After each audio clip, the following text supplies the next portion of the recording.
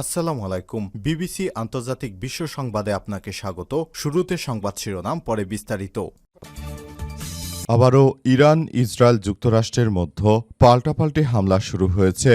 আর এরই মাঝে আমাদের হাতে এসে পৌঁছেছে এই তৃতীয় বিশ্বযুদ্ধের সর্বশেষ গুরুত্বপূর্ণ সব থেকে তাজা আপডেট সংবাদ আপনাদের জানিয়ে দিব। প্রথমেই জানিয়ে দিব, লেবাননে হিজবুল্লাহর হামলায় ইসরায়েলি কমান্ডার সহ 4 সেনা নিহত। লেবাননের দক্ষিণ অঞ্চলে হিজবুল্লাহর এক হামলায় ইসরায়েলি প্রতিরক্ষা বাহিনী আইডিএফ এর 4 সদস্য নিহত হয়েছে। আজ একই স্থানে কয়েক ঘণ্টা পর পৃথক হামলায় আরও 5 সেনা সদস্য গুরুতরভাবে আহত হয়েছে। হাসপাতালে নেয়ার পথে তাদের মধ্যে একজনের মৃত্যু হয়েছে। এদিকে রয়টার্সের প্রতিবেদন, উপসাগরীয় দেশগুলোতে হামলার জন্য ইরাকে সিক্রেট সেল গঠন করেছে ইরান। ইরাকে গোপনে নতুন কিছু সেল গঠন করেছে ইরানের ইসলামী রেভলিউশনারি গার্ড কোর আইআরজিসি। উপসাগরীয় দেশগুলোতে মার্কিন বাহিনীর অবস্থানের উপর হামলা চালানোর জন্য তারা এই সেলগুলো গঠন করেছে। এই সেলে রয়েছে ইরাকের পরিচিত মিলিশিয়া নেটওয়ার্কের শক্তিশালী সেনাবহর।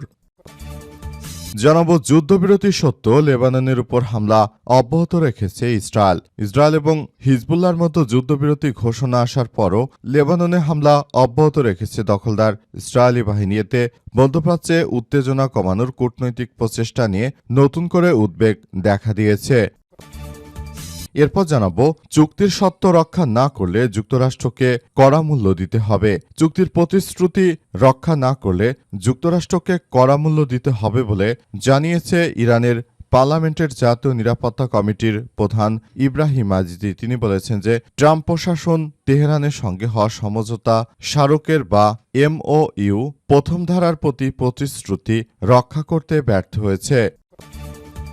এবং সর্বশেষ জানাবো, শ্বশুরবাড়িতে বিষ পানে যুবকের আত্মহত্যা। পারিবারিক কলহের জেরে শ্বশুরবাড়িতে বিষ পানে আত্মহত্যা করেছে বাদল শিকদার 46 নামের এক ব্যক্তি। এদিকে আত্মহত্যার আগের দিন তিনি স্ত্রী মাহমুদা বেগমকে নিজ বাড়িতে ফিরে আনার জন্য শ্বশুরবাড়ি গিয়েছিলেন। সেখানে বিভিন্ন রকম সমস্যা সৃষ্টি হওয়ার পর তিনি রাতেই সেখানে বিষ পান করে আত্মহত্যা করেন। প্রিয় দর্শক, এতক্ষণ শুনছিলেন সংবাদ শিরোনাম, এবারে বিস্তারিত। তবে তার আগে বন্ধুরা, অনুরোধ থাকবে এই সংবাদটিতে একটি লাইক দিন। এই চ্যানেলে আপনি নতুন হয়ে থাকলে আমাদের সংবাদটি দেখতে দেখতে চ্যানেলটি সাবস্ক্রাইব করে রাখুন। কমেন্ট করে বন্ধুরা আপনার মূল্যবান মতামত জানিয়ে দিন আপনি বিশ্বের কোন দেশ থেকে বা বাংলাদেশের কোন স্থান থেকে আমাদের সংবাদটি দেখছেন এবং শুনছেন। আর বন্ধুরা, আজকের এই সংবাদ সম্পর্কে আপনার মূল্যবান মতামত কমেন্ট বক্সে কমেন্ট করে জানিয়ে দিন। গাজা যুদ্ধে আপনি যদি নিরীহ ফিলিস্তিনিদের ভালোবেসে থাকেন, কমেন্টে ইয়েস লিখে পুরো বিশ্বকে আমাদের এই তাজা আপডেটটি দেখার সুযোগ করে দিন। এবারে বিস্তারিত। চুক্তির শর্ত রক্ষা না করলে যুক্তরাষ্ট্রকে চরম মূল্য দিতে হবে, ইরানের হুঁশিয়ারি। মার্কিন যুক্তরাষ্ট্রের প্রেসিডেন্ট আমাদের সঙ্গে যে চুক্তি করেছে সেই চুক্তির যদি যথাযথ মূল্য তিনি না দিতে পারেন, তাহলে যুক্তরাষ্ট্রকে এর জন্য কঠোর মূল্য দিতে হবে বলে ইরানের পক্ষ থেকে হুঁশিয়ারি দেওয়া হয়েছে। মূলত মার্কিন যুক্তরাষ্ট্র এই যুদ্ধ বন্ধ করতে চাইলেও জায়নবাদী সন্ত্রাসীরা তারা মূলত যুদ্ধ বন্ধ করতে চাইছে না। তাদের উদ্দেশ্য হচ্ছে যে যুদ্ধকে আরও তারা দীর্ঘায়িত করতে চায়। এজন্য তারা মূলত এমন কিছু করতে চাইছে যাতে করে ভবিষ্যতে এক ভয়াবহ বিপর্যয়ের দিকে চলে যেতে পারে। এই ধরনের সমস্যাগুলো মোকাবেলা করার জন্য ইতিমধ্যে সবাইকে একযোগে কার্যক্রম চালিয়ে যাওয়ার বিষয়গুলো সামনে নিয়ে আসা হয়েছে। জায়নবাদী সন্ত্রাসীরা তারা মূলত যে ধরনের সন্ত্রাসী কার্যক্রমগুলো শুরু করেছে সেটি পৃথিবীর ইতিহাসে এক ভয়াবহ বিপর্যয়কর পরিস্থিতি বয়ে নিয়ে এসেছে। সুতরাং এখনই জায়নবাদী সন্ত্রাসীদের এই কার্যক্রমগুলো আসলে প্রতিহত করতে হবে। দেশটা আমাদের, সুতরাং আমাদেরকে অবশ্যই দখলদারদের বিরুদ্ধে পুরোপুরি প্রস্তুত হয়ে আক্রমণ অব্যাহত রাখতে হবে বলে মনে করে ইরান। তাই যুক্তরাষ্ট্রের প্রেসিডেন্ট ডোনাল্ড ট্রাম্পকে ইরানের পক্ষ থেকে কঠোর হুঁশিয়ারি দিয়ে বলা হয়েছে যে যদি লেবাননে হামলা অব্যাহত থাকে তাহলে যুক্তরাষ্ট্রের এই সন্ত্রাসী কার্যক্রম ইরান কখনোই মেনে নেবে না। যুক্তরাষ্ট্রের এই সন্ত্রাসী কার্যক্রমগুলো বন্ধ করার জন্য ইতিমধ্যে ব্যাপক প্রস্তুতি গ্রহণ করা হয়েছে। যুদ্ধবিরতি সত্ত্বেও লেবাননের উপর হামলা অব্যাহত রেখেছে ইসরায়েল এবং হিজবুল্লাহর মতো যুদ্ধবিরতি ঘোষণা আসার পরও লেবাননে হামলা অব্যাহত রেখেছে দখলদার ইসরায়েলি বাহিনী। এতে মধ্যপ্রাচ্যে উত্তেজনা কমার কূটনৈতিক প্রচেষ্টা নিয়ে নতুন করে উদ্বেগ দেখা দিয়েছে। আজ মধ্যরাত থেকে শুরু হওয়া হামলায় অন্তত ৪৭ জন নিহত এবং ৯৭ জন আহত হয়েছে বলে জানিয়েছে লেবাননের স্বাস্থ্য মন্ত্রণালয়। তবে যুদ্ধবিরতি কার্যকর হওয়ার কথা ছিল একই দিন বিকাল ৪টা থেকে। যুক্তরাষ্ট্র এবং উপসাগরীয় অঞ্চলগুলোতে একাধিক কূটনৈতিক সংবাদ মাধ্যমকে জানায় যে যুক্তরাষ্ট্র এবং কাতার ইরানের মধ্যস্থতায় দুই পক্ষ যুদ্ধবিরতিতে সম্মত হয়েছে। লক্ষ্য ছিল লেবাননে সংঘাত কমিয়ে আনা এবং মধ্যপ্রাচ্যে বৃহত্তর শান্তি প্রক্রিয়াকে এগিয়ে নেওয়া। তবে যুদ্ধবিরতির সময়সীমা শুরু হওয়ার পর দক্ষিণ লেবাননে ক্রমাগত আক্রমণ অব্যাহত রেখেছে দখলদারেরা। এই কারণে মূলত লেবাননের উপরে এই ধরনের অনাকাঙ্ক্ষিত আক্রমণ চালিয়ে যাওয়ার কারণে মূলত জায়নবাদীদের সঙ্গে কোনরূপ যুদ্ধবিরতি তারা করতে চাইছে না। এই যুদ্ধবিরতিগুলো আসলে সবাই খুবই গুরুত্ব সহকারে দেখভাল করতে শুরু করেছে। সুতরাং বিষয়গুলো নিয়ে তারা খুবই গুরুত্ব সহকারে কার্যক্রম চালিয়ে যেতে শুরু করেছে এবং তারা মনে করে ভবিষ্যতে তারা অনেক বড় একটি কার্যক্রম তারা শুরু করতে চায় এবং এই প্রক্রিয়ার মধ্য দিয়ে মূলত সবাইকে এগিয়ে যেতে হচ্ছে।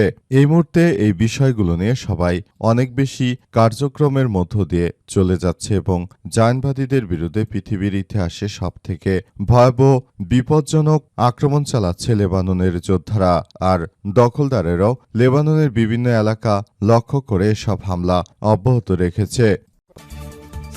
লেবাননে হিজবুল্লাহর হামলায় ইসরায়েলি কমান্ডার সহ ৪ সেনা নিহত।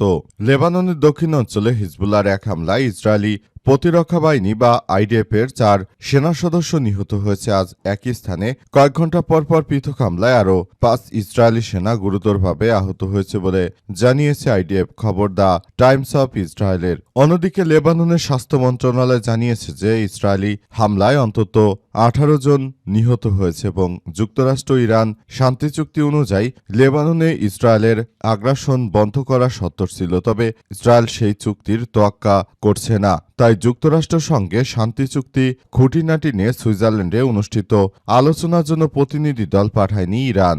আইডিএফ আরও জানিয়েছে স্থানীয় সময় আজ মধ্যরাতে হিজবুল্লাহ ছোড়া একটি ড্রোন অ্যান্টি ট্যাঙ্ক ক্ষেপণাস্ত্র ৪০১তম সাজোয়া ব্রিগেডের ৫২তম ব্যাটালিয়নের কমান্ডার লেফটেন্যান্ট কর্নেল ডর গ্যাদালিয়া বেন সিমনের ট্যাঙ্কে আঘাত হানে। এতে ট্যাঙ্কে থাকা ৪ সেনাই নিহত হয়েছে। এই ঘটনায় নিহত অপর ৩ সেনা সদস্য নাম প্রকাশ করা হবে বলে জানিয়েছে আইডিএফ। বেন সিমহনের ট্রাঙ্কে প্রাণঘাতী হামলার কয়েক ঘণ্টা পর হিজবুল্লাহর ছোড়া একটি বিস্ফোরকবাহী ড্রোন কাফর তেবনিতে কমান্ডো ব্রিগেডের সদস্যদের উপর সরাসরি আঘাত হানে। এতে ৫ সেনা সদস্য গুরুতরভাবে আহত হয়েছে, যাদের মধ্যে একজনের অবস্থা অত্যন্ত শোচনীয় পর্যায়ে রয়েছে। ইতিমধ্যে কিছু কিছু গণমাধ্যম বলছে যে তার মৃত্যু হয়ে গেছে। রয়টার্সের প্রতিবেদন, উপসাগরীয় দেশগুলোতে হামলার জন্য ইরাকে সিক্রেট সেল গঠন করেছে ইরান। ইরাকে গোপনে কিছু সিক্রেট সেল গঠন করেছে ইরানের ইসলামী বিপ্লবী গার্ড কোর আইআরজিসির। উপসাগরীয় দেশগুলোতে মার্কিন বাহিনীর অবস্থানের উপর হামলা চালানোর জন্য এই সেলগুলো গঠন করা হয়েছে। ইরাকের পরিচিত মিলিশিয়া নেটওয়ার্ককে পাশ কাটিয়ে এসব সেল চালানো হচ্ছে যাতে তাদের কার্যক্রম শনাক্ত করা কঠিন হয়। বার্তা সংস্থা রয়টার্সকে অন্তত ৮টি ইরাকি সূত্রই তথ্য নিশ্চিত করেছে। ইরাকি গোয়েন্দা নিরাপত্তা সূত্রগুলো তথ্য অনুযায়ী আইআরজিসি সরাসরি নিয়ন্ত্রণে থাকায় এমন ৩ থেকে ৪টি গোপন সেল ইতিমধ্যে তাদের মিশন শুরু করে দিয়েছে। প্রতিটি ছেলে ১০ জন করে অন্তত দক্ষ ও বাছাই করা ইরাকি শিয়া মুসলিম যোদ্ধা রয়েছে। গত ২০ থেকে ১৭ মের মধ্যে এই গোপন সেলগুলো ইরাকের দক্ষিণাঞ্চলে বসরা ও সামাওয়া শহরে মরুভূমি এলাকা থেকে কুয়েত, সৌদি আরব এবং সংযুক্ত আরব আমিরাতকে লক্ষ্য করে অন্তত ৬০টি ড্রোন হামলা চালিয়েছে। এর মধ্যে কুয়েতের আলী আল সালেম বিমান ঘাঁটি এবং দেশটির আন্তর্জাতিক বিমানবন্দরে একটি সামরিক টার্মিনাল লক্ষ্য করে ৩টি হামলা করা হয়। অন্যদিকে সৌদি আরব এবং আমিরাতে চালানো অন্য ৪টি ড্রোন মাঝ আকাশেই প্রতিহত করা হয়েছে। এছাড়াও ১৭ মে আমিরাতের বারাকা পারমাণবিক বিদ্যুৎ কেন্দ্রে লাগা রহস্যময় আগুনের পেছনে এই সেলের ভূমিকা রয়েছে বলে এমন কথা বলা হচ্ছে। মূলত মধ্যপ্রাচ্য থেকে এই দখলদারদের তাড়িয়ে দেওয়ার জন্য ইরানের সবথেকে বড় কার্যক্রম চলছে।